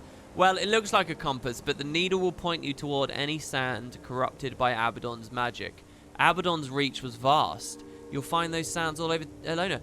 What? So this is about Nightfall? Oh, this is awesome. They're giving us more story about this too. What do I do when I find the sand? Bottle it and bring it to me. I have a few experiments in mind. Surviving the brand. Some of us do. Sometimes. How? Know some folks who'd be interested. Like me. I'm very interested. My research into the arcane realms of Jin magic and its application. All right, we're moving away from them because we've heard it like a million times. Wow, look. So hold on. The portal scroll became an achievement reward this release, and so did Jahai Bluff's empowerment. So can I only buy 2 stacks this time? That's awesome. That makes so much sense. That's a good shake-up, isn't it? Does anyone dislike that? I mean, I like the vendor wares, and I like the idea of buying this as a vendor wear, but also stacking it heavier with achievements. This is really good. Do lots of the collections do that here? That's a good reward. That is definitely the kind of thing that I like. Eventually, all greatness crumbles to sand. Some great things start from sand, however. Okay. So, how do I know how many more collections there are that I've got locked? That's the Jin. Didn't we see another one a moment ago too? Oh, look. Find a few good books for the children. Books with adventures, pictures, pretty colors. And why stop there? Why not find books for all the refugees? So here's a character called Lila. These children have nothing better to do than chase Choya. If only I could give them something to read. Yeah, there's a little kid chasing a Choya around over there. It's awesome. Again, look, I already mentioned this, but look at the little stuff that they do, man, in this map. It wouldn't surprise me that if you follow this kid enough, he'll giggle and actually talk about the Choya and stuff. And here's a cat chasing a rat. A dog chasing a cat chasing a rat. I mean, there's some real love. I mean, honestly, this is like one of the best areas that they've done. People complained, right, that the expansion stuff and recent Guild Wars 2 stuff doesn't feel as good as exploring core. Like that there's less detail, there's less love and stuff. And I have to say I disagree. I've been looking at core a lot recently, obviously, and I'm telling you now, this is way more detailed and in depth than a lot of what you find in those other places. Like, Queensdale was one of the most loaded, like, with eggs and interesting little things maps in the game, but even that's a lot more dead in a lot of places than stuff like you're seeing here at the Sun's Refuge. The thing with Living World is that it's not consistently great. Like, the Domain of Corner was decidedly more empty and had decidedly less interesting things going on and was decidedly more formulaic than a lot of the little love and detail you find in the Jahai Bluffs, right? So it's just not consistent. And the problem is people will go on the internet and talk very dogmatically and, you know, single-mindedly about the quality of the current stuff, but you can't sum it up instantly like that. Is that odd? There's a beautiful apple tree by my house. All gone now. Branded. Or it's worse than the house. It's funny what the heart holds on to. I really like a lot of the insights they give here. I've never been this displaced, right? I feel like this is a moment where I jinx my life. I've never been displaced to such an extent that I've just got to leave, you know. But that's like a kind of a cool insight, actually. I think people would be like that, you know. They would weirdly miss that irreplaceable apple tree that they really liked, you know. They would miss just the dumb stuff. You'd be surprised what your mind lingers to. There's a bright side. What with the Branded, the Shatterer, the Brandstorms? Bandit activity must be low. Probably tucked it at home with your families. Lucky sons of Doliacs.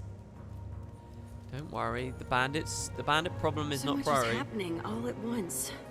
How can I just ask someone to drop everything and look for books? It's okay. I will do literally anything for content. It's cool. You could ask me to collect... What is the most ridiculous thing you could ask me to collect? And I would do it, man. I would do it. Don't you worry.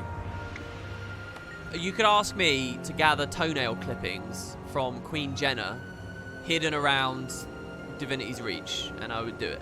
If you give me 1 AP, I'll do it. Because she doesn't wear shoes, right? So they're bound to be around. Anyway. If only I could find a few good books for the children.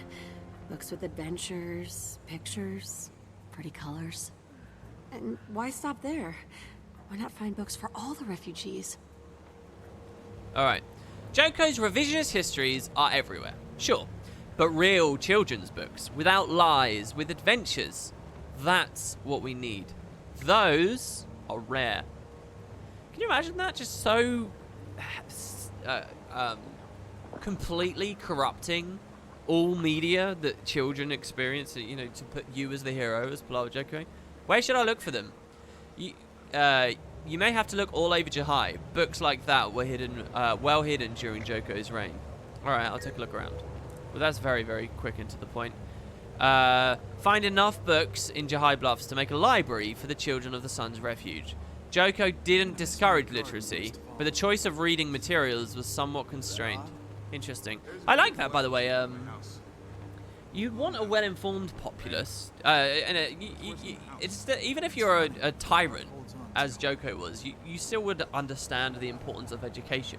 You would just need to manipulate it to your ends. Anyway, a book about the history of another continent, spiny creatures' friends. Are these the ones I've already been interacting with, or is this now unlocked a whole new set of books with Lawbook UI? If it's the latter of that, then that's kind of amazing. That's like incredible. But you're actually going to suggest collecting Palawa's fingernails from Aureen's droppings. Ugh.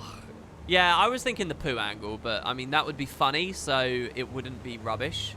I was trying to think something that's just so, like it's got to be gross, but not so gross it's funny or tired. Like, there's a certain level of just, like, this is just gross. It's not obscene enough to be funny or entertaining. It's just gross. I mean, in truth, the toenail clipping thing is obscene, so it would... I don't know what a really, truly good answer is. Where that middle ground is. But anyway, so we got the books. What about you? You have a special icon. Oh, you're the audio person, right? If I remember rightly. So the archaeologist Barap. Hey, Commander. We found a bunch of old musical data deep within Jahai Keep. So I've been working on getting my golem to play it. If you're interested, just speak to the golem. Is there a way to play music without the golem? This communication device should help. Use it to establish a wireless connection and enjoy. Time for a song. Okay, so he gives us a special action hook. Look at this cool stuff. Wait, isn't there another special action you get? So I guess one replaces the other. Use the device to establish a wireless connection with D33J4Y and choose songs. To be honest, I don't know how many players are actually using this a lot. If it automatically comes on you once I re-enter now, maybe, but I mean, let's be real. Anyway, so what do we got here? We have Nightfall, Path of Fire, and Living World Season 4. And I think this is an awesome set of tabs to go for there, right?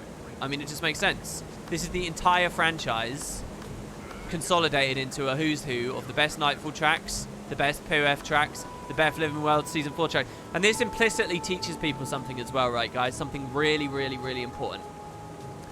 And that's that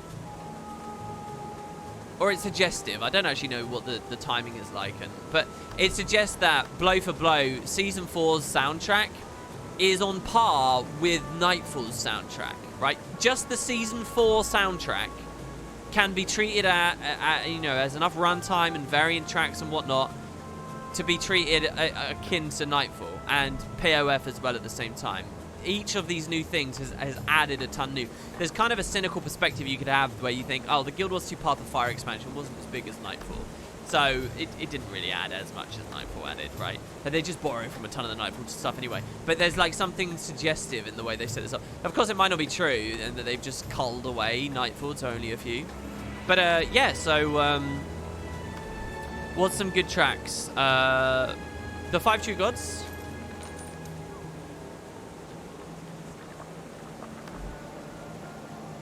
Oh, I don't know, actually. I love this song here. I love the thought of going to Cantha so much now, because you could get the Cantha soundtrack stuff, which is, you all know how good that is. We did that stream very recently. Some of that cutscene music. Anyway, Season 4.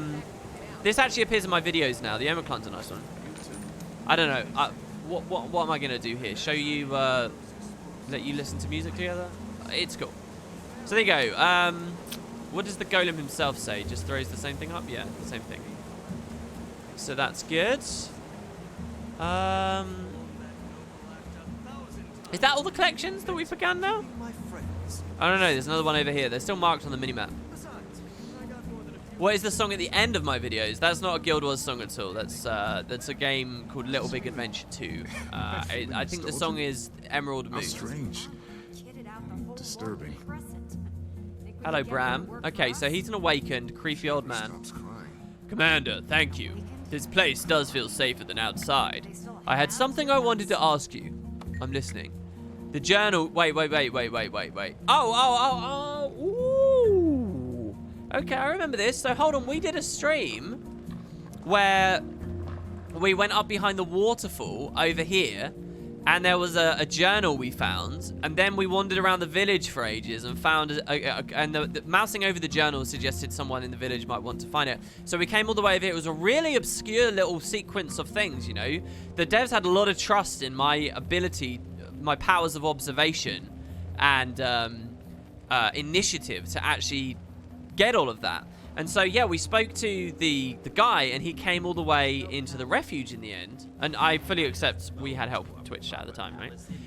And now, look, it's actually fully triggered a collection and everything. What? So they gate real content behind quite flimsy, trusting routes to actually get it available. I have a lot of respect for that. I really like that. The journal you gave me had a slip of paper in the back. So this is the guy who forgot who he is, right? All it contained is and wait, he lived alone for a while, but then he stopped living alone? Wasn't that a thing? All it contains is a bunch of random riddles I didn't write. It has to mean something. Well, what can I do to help? I can't brave the desert alone, he says. If it isn't too much to ask, could you track down the places in the note and tell me what you find? I'll give you the list of riddles. Understood. I'll be back. Memorabilia.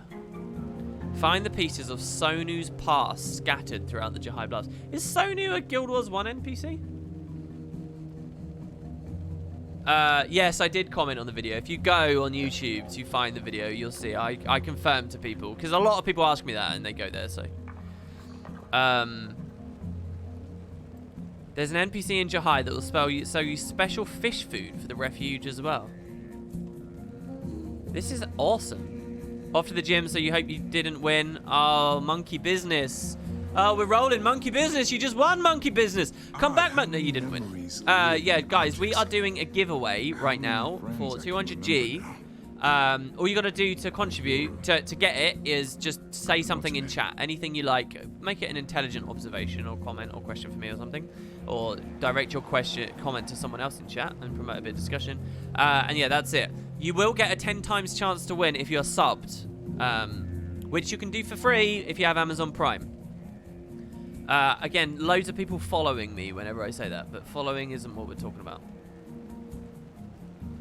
Yeah, I know that the guy I'm talking to is Sonu, and I'm also asking if he's a Guild Wars 1 NPC.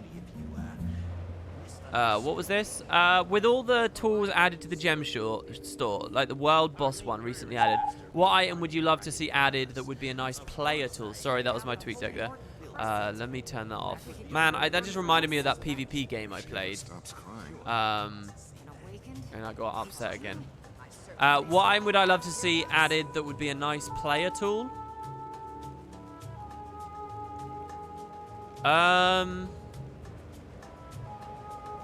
I don't know.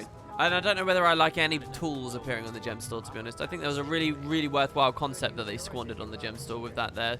Same with the gardening thing as well. To get a chance for a secret achievement, finish the attendee heart and talk to an NPC standing on a cliff who mentions an elusive trout. Huh. I wonder if we need to play a specific jukebox song at a certain location to unlock something. The spoilers. Listen, we're not going to be able to get through this whole thing.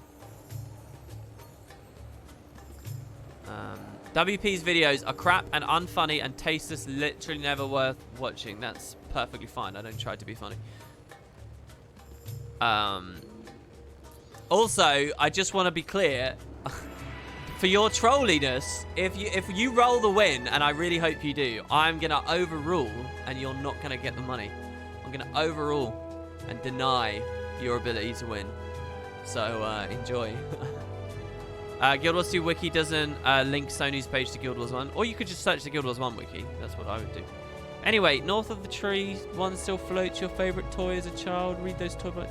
I mean, this is kind of cool. So this is where we get the singularity. So hold on. What is being sold at the regular volatile magic guy now then? Is it just like a crappy empty little vendor? I don't remember it being any worse than before. There's another one over here as well. Check this out. There's so much here, guys. Amira.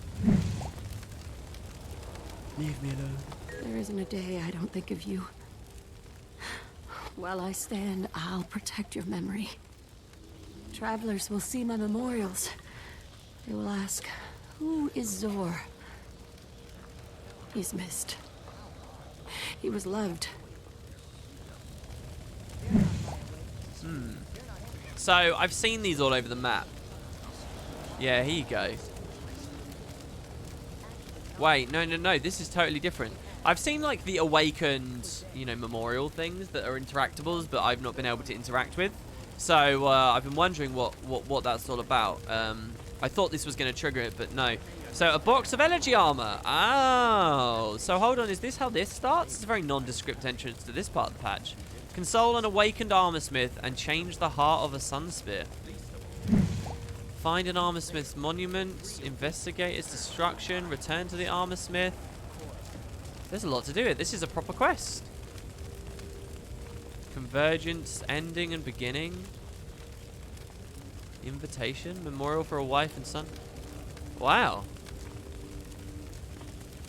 It's interesting the way they have to do this as well to like not spoil the quest, if you will. Wow. Leave me alone, will do.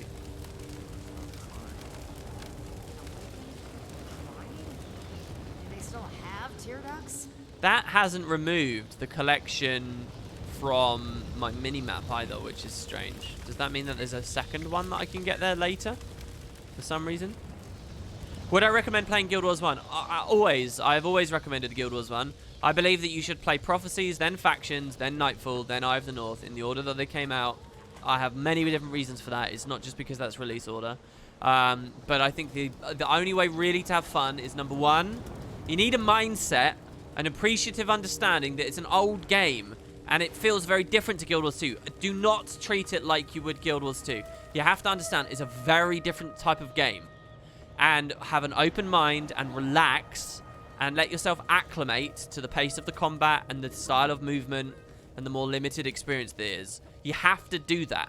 If you don't have the brain power or the patience for that, then you're missing out on a ton of amazing old gems of the past, all right? So just have that mindset, and then you'll forget, and you'll when I say acclimate, I mean I'm not saying that the game will be a slog forever. I'm saying it can feel like a slog for the first few hours until you get into the rhythm of what it is and how it works, and then you forget about that slog stuff, and it's just fun, okay? That's what I'm trying to say. So that's the first thing. The other thing is, if you've got a buddy, just one friend, play it with them, because it's so much more meaningful and fun co-op. You just one friend, and it will mean so much for you both to play it co-op. I also wouldn't recommend you play a dedicated healer, by the way, but that's just me. Maybe if you've got a friend that absolutely refuses to do anything else.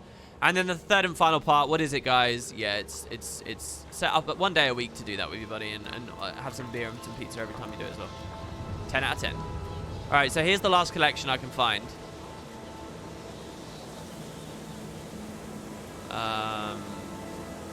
Yeah, no, it is her. Oh, nice. That jump's actually possible. Naya. Listen to that. Water falling through the brand. Have you heard anything like it? That sounds like such a cool idea. I was going to be a sarcastic twat there about the fact that the sound effect is clearly the same. But that's a really nice idea, you know, the idea of the magic. The shards of crystal maybe or something affecting it. The glinting and the glittering. When I emerged from the mists, I was holding... Wait, what? Excuse me? What? I was holding a crystal when I emerged from the mists? Oh, sorry. I was thinking about the Path of Fire moment where we died and came back to life. They're talking about the more recent story step where we came out holding... Were we holding a crystal when we came out of the mist there? Oh, that wasn't very well telegraphed to me. But okay, people are saying that in chat. Fascinating. They sound similar and yet different. Can you find me more of these? Perhaps there's a pattern I'll be able to discern. They're very quick and snappy with some of these dialogue branches here. Do you know what it reminds me of? It reminds me of the designer weapon collection dialogue we got, which was also very, how do we put it, brief in its execution. Collect all the branded crystal samples that Naya requires. So we get a bag of lodestones there. Is that RNG, actual lodestones? They've used the word lodestone for a lot of different things now, so I'm not really sure. But anyway, okay, so we spoke with her. We want a bloody brand crystal. Obtained from branded humans, char and ogres. A stained one, which is from awakened. A crusty one, which is from hydras and forgotten. This is a beautiful thing here. Look at this. This is a developer celebration of the sheer variety of branded they have in the game. An enemy variety. Look at this. They could have split this up. This could have been killer branded human, killer branded char, killer branded ogre. Awakened. And, you know, it's awakened, but there's a ton of different varieties of awakened within that subset, right? Hydras and forgotten. This is cool, the crusty one. So these are like old things, I guess is the idea. Fiery, branded gin. Wait, so are there lots of branded gin? I thought there was only the one in the meta event. There are lots of them. That's quite extreme. Occluded, devourers, and earth elementals. Insubstantial is from Rift Stalkers. Why is that one insubstantial? That sounds like it would be the most crazy of the lot. Smoky brand crystal, and then that's from the death branded Shatterer. That's cool. Oh, there is only one. Oh, they're just asking you to do the meta. That's kind of awkward, considering the meta. Well, it's not that awkward. No, it's okay. So actually, if you were super efficiently playing the game, you could come here, do this first, and then go do the meta afterwards. Such beautiful sounds. All right. Who wants to do the giveaway? So let's see how this goes. So just so that everyone knows, the stream's going to be closing in a moment-ish, but I'm going to immediately host us over to a podcast where I'll be appearing. I don't know what we're discussing, but the show will go on. It's just that it's going to not be on my channel. We're going to swap over to another one. And it should be pretty goddamn cool, actually. So I have to do the giveaway now. The podcast is supposed to start, as far as I understand, in 12 minutes. I think it's 7 o'clock, not 8 o'clock. Yeah, and I'll host us over, so we'll all move over and we'll have that going on. But I'm going to have to do the giveaway here. So, one last recap before they do it. You can win 200 gold right now. I will mail it to you right here on stream. All you have to do is contribute somehow in chat. You know, you can ask me a question. You can do whatever you like. Contribute in chat, and we will roll. Now, if you are subscribed, you get a 10 times chance to win, and I've shilled that out more than enough today. So you can do that. If you really want the 10 times chance, this is it. This is your last opportunity. You do have time to click the button near the video player and get that sub in. Very, very simple. Please be careful with your voice, but thanks for the stream. Hey, thanks, Ratchy. You've been really, really active in chat, and I really appreciate it. I will show your art soon as well, by the way. Oh my god, there's such a big spider right near my hand right now. Jesus. It got dark in here, so that all the creepy crawlies have started moving. Let me turn the light on.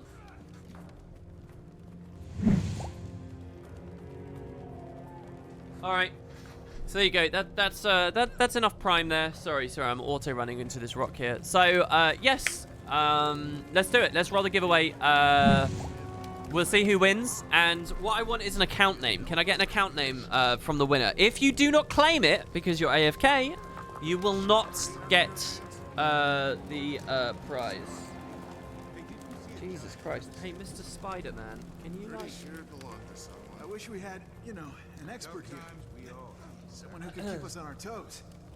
I know what you mean. I don't know how to get better.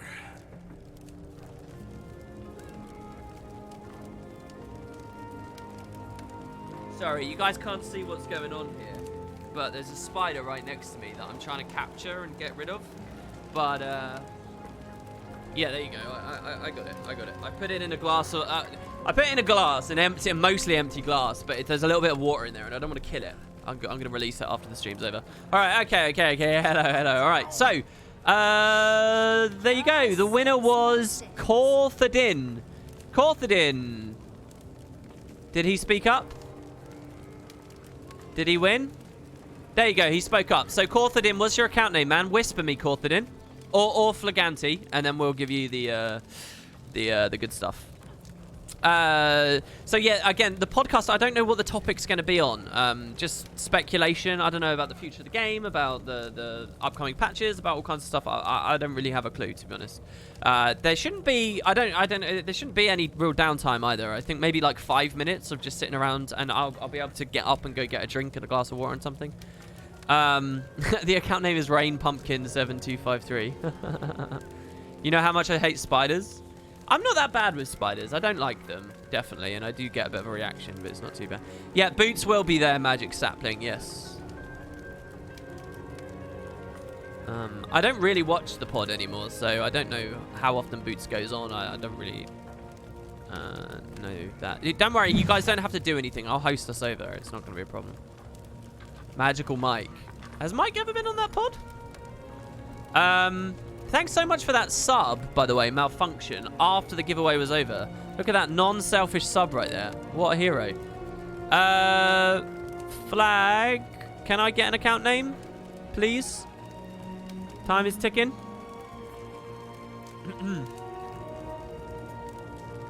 Hey, Rockers, good to see you. I saw your tweet that you're becoming a very busy person and it's difficult to find time to get your streams in and stuff.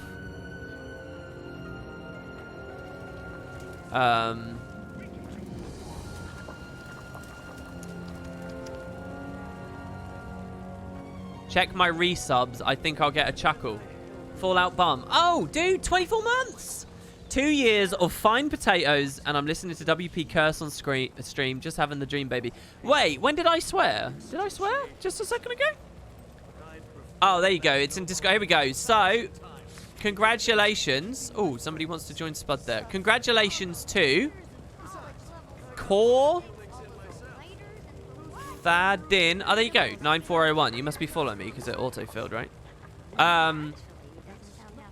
So you can win 200 of that sweet PvP money. There you go. And I'm not actually spending that out of pocket. If I think that Spud, I think we've got enough money to cover that anyway, as like just purely from stream donations and stuff. So I will take that out of the stream donations instead of my own pocket. If I do just end up spending that, then whatever. But there you go. So Corthadin, congratulations, man. That's super badass of you. And yeah, there you go. I hope you prepared a gif of a potato for the pods. We were thinking about changing it, but I don't see why. I don't remember what the old potato was that I used either a few months ago. Or like half a year ago or whenever it was. Why did What No Kadeem not work? Do I need space? Oh my god, Ben, you made a What No Kadeem emote? That's hilarious, dude. It did work. Oh my god. That's hilarious, dude. That is actually hilarious.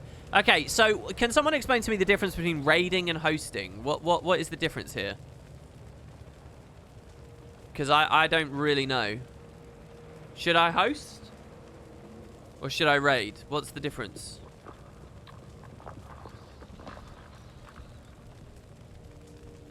You can opt out of a raid. Okay. That still doesn't explain. So what do? I just type /raid, do I? Alright, well, we'll... Raiding takes us to their chat. Hosting leaves us here. Alright, let's try the raid thing. I've never raided before, but apparently this is a thing. In a host, people stay on your channel but see the other stream, but aren't in chat. In a raid, people go straight to the other channel. Right. Okay, well, why is hosting even a thing? Raiding just sounds better.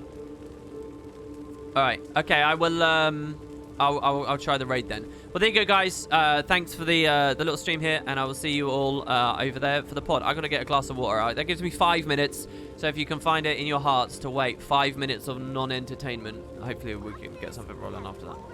So anyway, see you guys over there.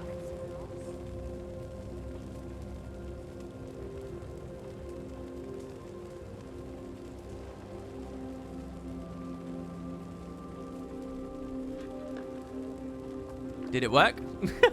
It might not have worked. Hold on. It might not have worked. Ah!